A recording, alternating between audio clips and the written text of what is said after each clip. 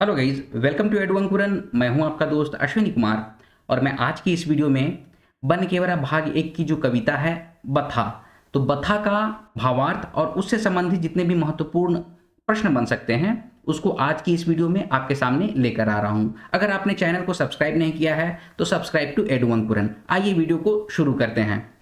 बथा बथा कविता जो है, इसकी जो कवियत्री हैं उनका नाम है डॉक्टर शकुंतला मिश्र।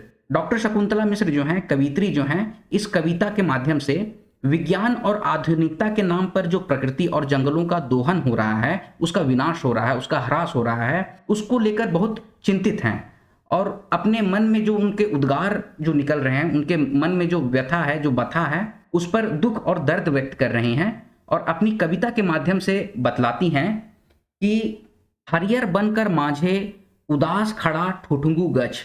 देखिए, पहले कविता को एक छंद कंप्लीट कर लेते हैं हम लोग। हरियर बनकर माझे उदास खड़ा ठुठुंगू गछ, ओकर ऊपरे बरखा कर बरसत पानी, ढरकत है ओकर सुखल छाती में, जैसे ढरकेला लोर जब झरेला मांग से सिंदूर।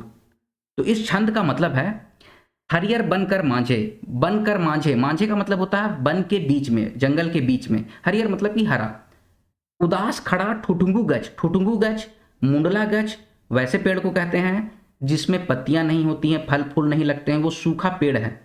कोई सूखा पेड़ है उसी को यहाँ ठुठुंगू गछ कहा जाता है नागपुरी में, या फिर मुंडला पेड़ भी कहते हैं हम लोग। ठीक है, तो इसका मतलब हुआ कि हरे भरे वन के बीच में एक सूखा वृक्ष खड़ा हुआ है। गछ मतलब कि पेड़, वृक्ष। आगे की लाइन है, ओकर ऊपरे बरखा कर बरसत पानी, ढरकत है ओकर सुखल छाती में, जैसे ढरकेला लोर जब झरेला मांग से सिंदूर।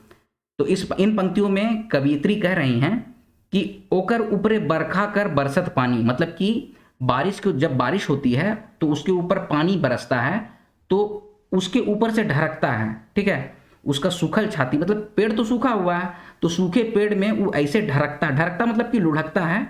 लुढ़कता इस तरह से है, जैसे किस तरह से, ऐसे जैसे कि माथे पे जो सिंदूर लगता है, और सिंदूर जब आंखों में घुसता है तो किस तरह से आंखों से लोर, लोर का मतलब आंखों से आंसू, आंसू किस तरह से लुढ़कता है, तो उसी तरह से सूखे पेड़ से जब बारिश होती है तो जब पानी उसमें, जब बारिश का पानी उसमें गिरता है तो वो लुढ़कता है। तो इस तरह से कवियत्री बतला रहे हैं। आगे की पंक्ति है, आंख से झरेला लोर जब सुन होवेला कोरा मायकर, इतना बथा काले ता आपन मेटत अस्तित्व ले। इसमें कवियत्री बतला रहे हैं कि आंख से झरेला लोर मतलब कि आंखों से पानी निकलती है, आंखों से आंसू निकलते हैं जब सूना होवेला कोरा मायक। जब कोरा, कोरा का मतलब होता है कोख, तो किसी माँ का कोख जो होता है जब वो सूना हो जाता है, जब उसे किसी बच्चे की मृत्यु हो जाती है तो माँ किस तरह से रोती है, उसकी आंखों से किस तरह से आंसू निकलते हैं। तो उसी तरह से यहाँ पर कवियत्री कह रहे हैं कि जो ठुठुंगू गछ है उसके ऊपर जब पानी बरसता है तो वो पानी उसी तरह से लुढ़कता है जैसे कि झरेला मांग से सिंदूर, तो आंख से झरेला लोर जब सूना होवेला कोरा माय कर, तो इतना बथा काहे। तो इस तरह का दर्द, इतना दर्द क्यों, का आपन मिटत अस्तित्व ले, क्या अपने मिटते अस्तित्व ले। जो सूखा हुआ वृक्ष है, कवियत्री जो है इस पंक्ति से पूरे जंगलों का जो ह्रास हो रहा है, उनका विनाश हो रहा है, जो पेड़ जो हैं वो सूख जा रहे हैं, ठुठुंगा हो जा रहे हैं, वो सारी चीज़ों को एड्रेस कर रही हैं और बतला रही हैं कि ये क्यों रो रहा है इस तरह से, इतना बथा क्यों है, इतना दर्द क्यों है, क्यों अपने अस्तित्व को बचाने के लिए है ये। अगली पंक्ति है, का याद होत है आपन बीतल दिन, जब भंवरा फूल रस चिभत रहे, आदमी सुस्तात रहें ओकर घन छाहिर में। इस पंक्ति में, इस छंद में कवियत्री कह रही हैं कि याद होता है अपना बीता हुआ दिन, जब भंवरा जो होता है वो फूल का रस चिभत रहे, चिभत रहने की फल को, फूल का रस को चिभता था, चूसता था, और आदमी जो होते थे इस पेड़ के नीचे, जो पेड़ आज ठुठुंगा हो गया है, उसी पेड़ के नीचे, उसी गछ वृक्ष के नीचे सुस्ताते थे, आराम करते थे। ओकर घन छाहिर में, छाहिर में मतलब उसकी छाया में। ठीक है, अगली पंक्ति है, देखत रहें ऊपरे लदरल फर के, झबरल डायर के, सराहत रहें ओकर सुंदर के, का से दुख सालत है शायद नहीं। अब इन पंक्तियों में कवियत्री कह रही हैं कि आदमी जो होते थे वो उसी पेड़ के नीचे सुस्ताते थे, आराम करते थे, उसकी घनघोर छाया में नीचे बैठ के आराम करते थे, और ऊपर देखकर उसका लदराइल फल, लदराइल मतलब कि गुच्छा, फलों का गुच्छा को देखकर बहुत खुश हुआ करते थे और सराहना करते, सराहत रहे मतलब कि उसकी सराहना करते रहते थे, उसकी सुंदरता की, वाह कितना सुंदर पेड़ है, कितना सुंदर फल फूल लगा हुआ है। तो का से दुख सालत है, मतलब सालत है का मतलब होता है परेशानी है, चुभ रहा है कोई चीज। नखपुरिया में सालत का वर्ड का यूज इसी लेके जाता है कि किसी दुख से आप परेशान हैं, किसी दुख से आप बहुत ज्यादा, कोई दुख है जो बहुत ज्यादा चुभ रहा है आपको, परेशान कर रहा है आपको, तो इसीलिए सालत वर्ड का यूज किया जाता है नखपुरिया में, ठीक है। तो का दुख से सालत है, शायद नहीं, शायद का मतलब यहां पर है शायद नहीं। आगे की पंक्ति है, का याद होत है उ दिन ओकर नवा नरहुल पतई में, जब ओस कर बूंद गिरत रहे, चमकत रहे जैसे चमकेला मोती।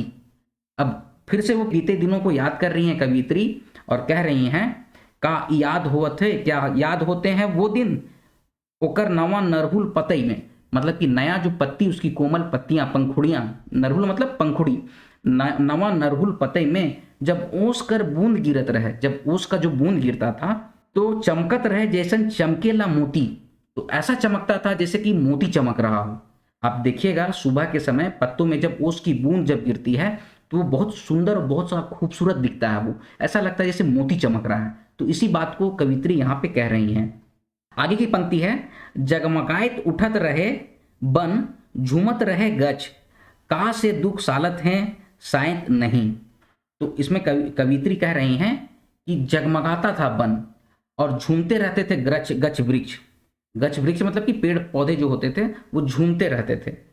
का से दुख सालत है, मतलब किस तरह का दुख है जो सता रहा है, किस तरह का दुख है जो चुभ रहा है, किस तरह का दुख है जो परेशान कर रहा है, शायद नहीं, शायद नहीं। आगे की पंक्तियों में कवित्री कह रही हैं, बथा तो उठत है ओकर छाती में, सुइन के एगो बात, ठेकेदार लेलक ठेका बनकर, गोठियात रहे एहे गचतर। अब कवित्री कह रही हैं कि बथा तो उठत है, बथा मतलब कि दर्द तो उठ रहा है उसके सीने में, सुन के एगो बात, एक बात सुनकर, ठेकेदार लेलक ठेका बनकर, ठेकेदार जो है वन का ठेका लिया, जंगलों का ठेका लिया है, ठीक है। गोठियाइत रहे एहे गच तरे, सभी लोग इसी वन के नीचे गोठियाइत रहे मतलब कि गुटबाजी कर रहे थे, सभी मिलकर सभा करके यहाँ पे बैठ के गपशप करते हैं लोग। पेड़ के नीचे आप देखिएगा गर्मी के दिन में तो खैर ज्यादा हुआ करता है कि गच वृक्ष के नीचे गांव के लोग, मोहल्ले के लोग जाकर बैठते हैं और वहां पर सभा करते हैं, आपस में बातचीत करते हैं, हंसी ठिठोली करते हैं, तो उसी को यहाँ पर कहा जा रहा है गोठियाइत रहे। तो सारे कोई मिलजुल के उसी पेड़ के नीचे इस बात का गोठियाइत कर रहे थे, मतलब कि इस पेड़ को काटना है, ये उसी पेड़ के छांव में बैठ के कह रहे थे। कवित्री यहाँ पर ये बात कह रही हैं कि जिस पेड़ को काटना है उसी पेड़ के नीचे छांव में बैठ के उन लोग गोठिया रहे थे, यानी कि आपस में बातचीत कर रहे थे। अगली पंक्ति है, सुन के बतत है ओकर छाती, घुमरत है मन में एगो सवाल, का ई हरियर बन में एको गो ठुठुंगू बाची। अब इस छंद में कवित्री कह रही हैं कि सुन के बतत है, सुन के उसके छाती में दर्द हो रहा है, सीने में दर्द हो रहा है, और मन में घुमरत है मतलब कि घूम रहा है एक ही सब, एगो मतलब कि एक सवाल, एक सवाल कौंध रहा है, घूम रहा है, का ई हरियर बन में एको ठो ठुठुंगू बाची, शायद नहीं। इसमें कवित्री कह रही हैं कि ये जो हरा भरा वन है उसमें एक भी ठुठुंगू सूखा वृक्ष बचेगा, शायद नहीं। अगली पंक्ति है, यह सोच से बथत है ओकर छाती, आइज ई बनक गज से सलसलाल हवा बहत है, कायल हिया कूलर हवा देई, प्रकृति कर ठाव विज्ञान ले। अब इसमें जो कवित्री हैं वो कह रही हैं कि आज से ई बनक गज से, मतलब कि ये वन के जो वन का जो पेड़ है उससे सलसलाल मतलब कि सरसरा के, सलसलाल मतलब कि सरसरा के जो हवा बहती है, सरसर का आवाज जो आता है वो सलसलाल हवा बहत है, सरसरा के हवा बह रही है। कायल हिया कूलर हवा दई, कल कल यहाँ पर कूलर का हवा चलेगा, ठीक है। प्रकृति कर ठाव विज्ञान ले, प्रकृति जो है हरे बड़े पेड़ पौधे हैं, जंगल हैं, वन हैं, उसके जगह अब विज्ञान लेगा। आप देखिएगा प्रकृति या जंगल से जो भी हवा आती है वो कितनी सुखद होती है, कितनी शांत होती है, मन को बिल्कुल प्रसन्न कर देने वाली होती है। वो हवा, वो ठंडी हवा आपको कूलर नहीं दे पाएगा। तो इसी बात को कवित्री हम लोगों को बतला रही हैं। आगे कह रही हैं, गज कर ठावे महल खड़ा होई, ई सोच से बथत है ओकर छाती। अब यहाँ पर कवित्री कह रही हैं कि पेड़ की जगह पे अब यहाँ पर कोई महल, कोई बिल्डिंग बनेगा, कोई सोसाइटी बनेगा, कोई अपार्टमेंट बनेगा, ठीक है। तो यही सोच के ठुठुंगू पेड़ जो है उसके सीने में दर्द हो रहा है, बथा हो रहा है, ठीक है। अगली पंक्ति है, तभे दूर आकाश में उड़त एगो छोट चराई, कह गेलक अले से गछक कान में, देख हमर नन्हा पाँव और कमजोर पैंख के। अब अगली पंक्ति में कवियत्री कह रहे हैं, तभे, तभे मतलब कि तभी, दूर आकाश से उड़त एगो छोट चराई, दूर आकाश से उड़ती हुई एक छोटी सी चिड़िया आती है और कही गेलक अले से गछक कान में, और चुपके से धीरे से उस गछ का ठुठुंगू पेड़ जो है उसके कान में कह के गई, देख हमर नन्हा पाँव, नन्हा पाँव यानी कि छोटा से पाँव देखो, और मेरा कमजोर पाँख को देखो, मेरी कमजोर जो पक्षी जो है, चराई का मतलब होता है पक्षी, छोटी सी चिड़िया, चिड़िया को हम लोग चराई कहते हैं, तो चराई का पाँख जो है वो कमजोर है, पंख जो है वो कमजोर है। तो वही छोटी सी चिड़िया जो आती है वो ठुठुंगू पेड़ के कान में चुपके से और धीरे से कहती है कि देखो मेरा छोटा छोटा पैर और मेरा कमजोर पंख को।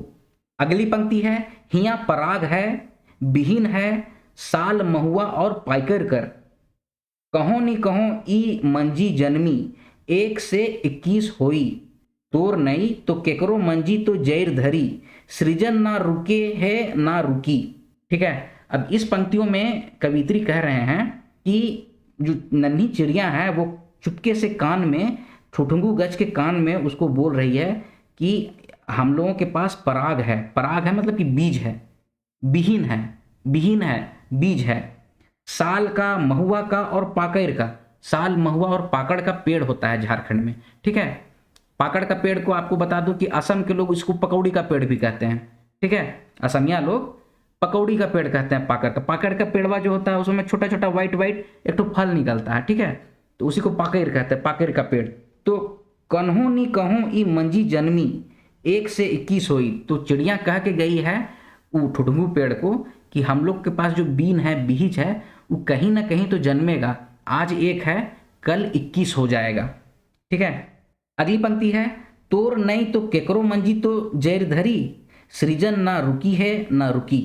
तो इसमें कह रहे हैं कवित्री कि जो छोटी नन्ही चिड़िया है वो ठुठुंगू पेड़ के कान में ये बोल के जाती है, तुम्हारा नहीं तो केकरो मंजी तो जैर धरी, तुम्हारा जड़ जो है वो तो जड़ नहीं पकड़ा, तुम सूखे रह गए, लेकिन कोई और है जो, और मेरे पास जो बिहीन है, साल का, महुआ का, पाकड़ का, ये सब कोई ना कोई कहीं ना कहीं तो मंजा पकड़ेगा, मतलब मंजा पकड़ेगा मतलब कि फल देगा, ठीक है।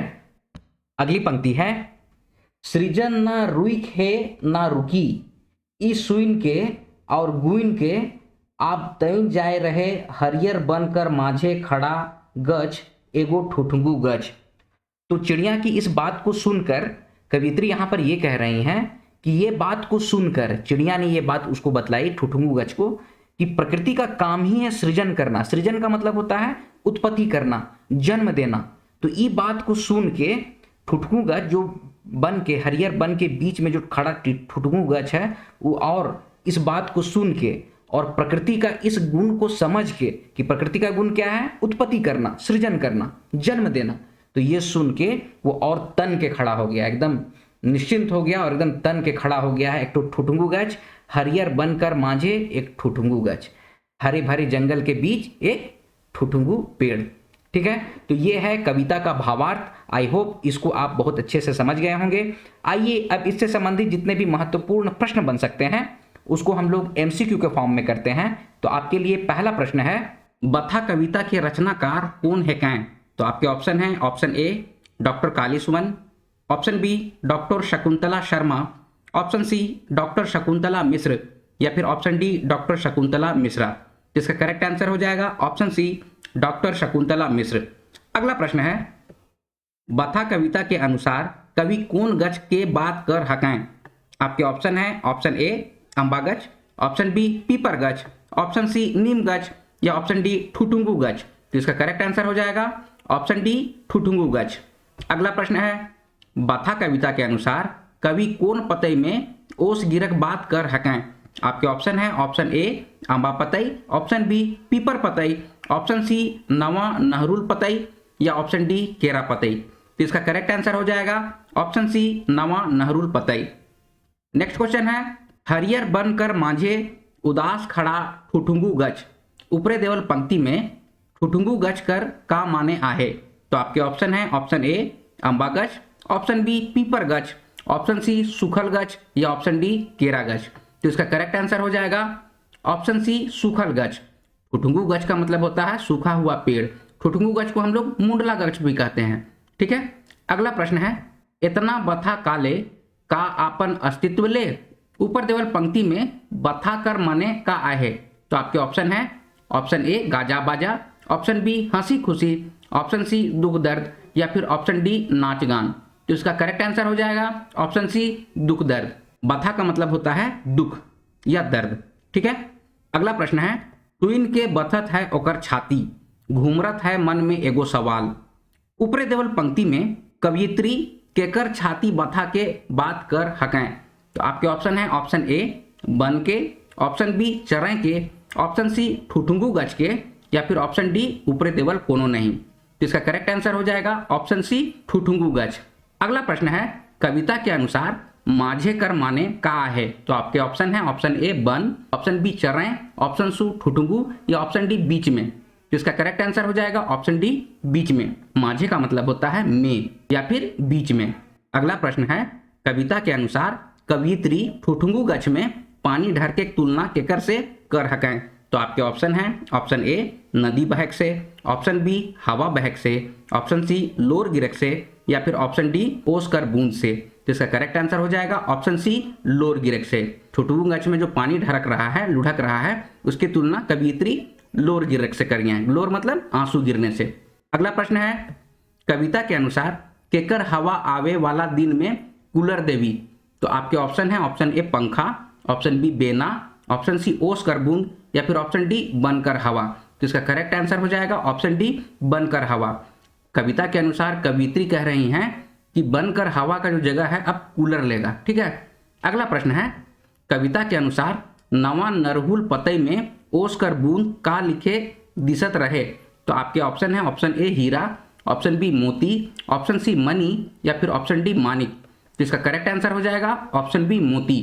कविता के अनुसार कवियत्री जो हैं वो कह रही हैं कि नवा नरहुल पतई में ओस का बूंद जो है वो मोती की तरह दिखता है। ठीक है, तो इसका करेक्ट आंसर हो जाएगा ऑप्शन बी मोती। अगला प्रश्न है, कविता के अनुसार केकर जगन विज्ञान लेवी।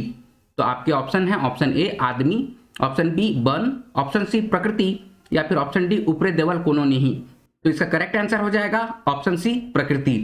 कविता के अनुसार कवियत्री जो हैं वो बोल रही हैं कि प्रकृति का स्थान अब विज्ञान ले लेगा। ठीक है, अगला प्रश्न है, हिया पराग है, बिहीन है, साल महुआ और डैश कर, ऊपरे देवल पंक्ति में खाली ठाव में का हुई।